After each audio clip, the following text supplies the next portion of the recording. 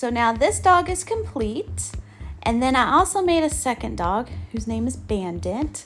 And he was a little bit challenging because he was a fluffier dog.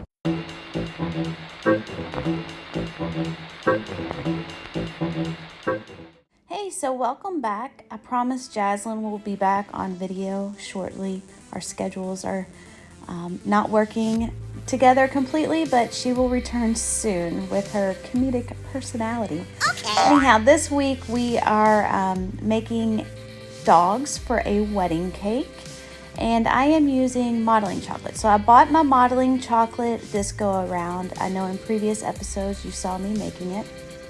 I wanted to buy it because, to be honest, I didn't have time to make it, and I knew it would be perfect when I received it. So I'm using Hot Hands modeling chocolate, and I'm also using it because fondant and gum paste can tend to crust over, and when you have sculpted pieces that require texture like dog wrinkles, fluffy fur, different things like that, you need a forgiving medium, and so I'm using modeling chocolate for that purpose. So here I'm starting with basic shapes, and starting with the dog. I won't put any details on until I have the shape of the dog.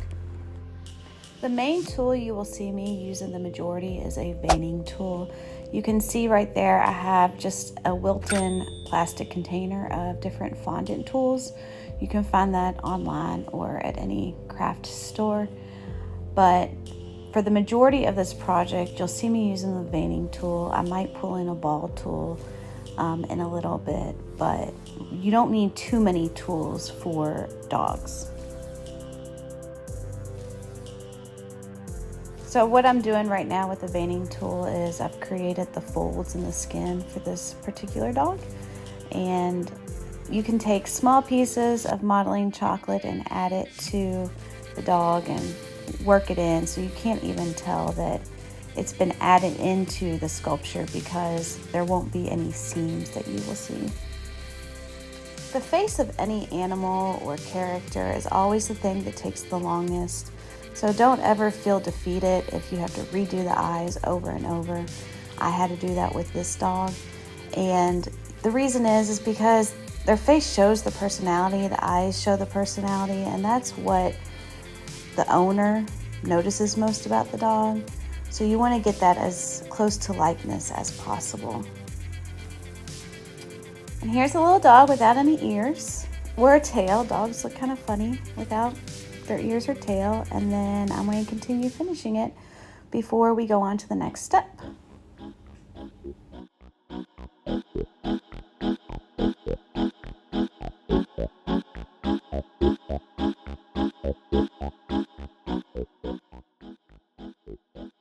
So I'm struggling with the tail a little bit right here. Of all things, I thought this would be the easiest piece, but my modeling chocolate's getting a little warm, so it's falling over and not creating the curve that I want it to create that looks like the picture of the actual dog.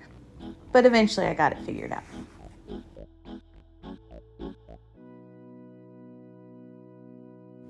This dog has really short hair, so I'm just putting little markings over this dog so that when the food coloring goes on, you can see a little bit of texture. It doesn't have to be completely full of texture, just a little bit of detail. So here's the little guy before the paint job. I think it's a boy. I'm actually not 100% sure. So with painting, what I'm going to do is I'm going to use I use vodka. You can use anything with a high alcohol content to dilute the food coloring a little bit. I'm just going to use gel colors. Now what you'll see when I apply the gel color is that it does get a little spotty looking, but as it dries a little bit, you can take another brush to it and kind of blend the colors. Now if you ever have to sculpt a pet, I would suggest getting many angles of the animal from your client. Here I have my computer up and I have all different pictures up of this dog. So I know where the specific markings are, the coloring, and any little extra detail about the dog. right in front of me. That way all I have to do is look up and look down. So definitely suggest different angles, different positions, so you can figure out how best you need to sculpt the dog and in what position it needs to be, and you can make it look just like their favorite little animal.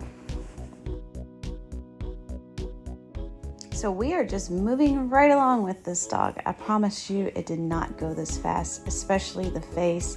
The eyes took me many attempts to finish, and I kept taking the eyeballs out and putting new ones in and redoing the highlights, which is what I'm working on right here, because those little highlights had to be so tiny, and I wanted them to look white and not gray from the food coloring on the eyeballs. So definitely take your time. It's not going to happen overnight, being able to sculpt animals like this. So now this dog is complete. And then I also made a second dog whose name is Bandit. And he was a little bit challenging because he was a fluffier dog, but I thought he turned out pretty cute, and he looked like the actual dog.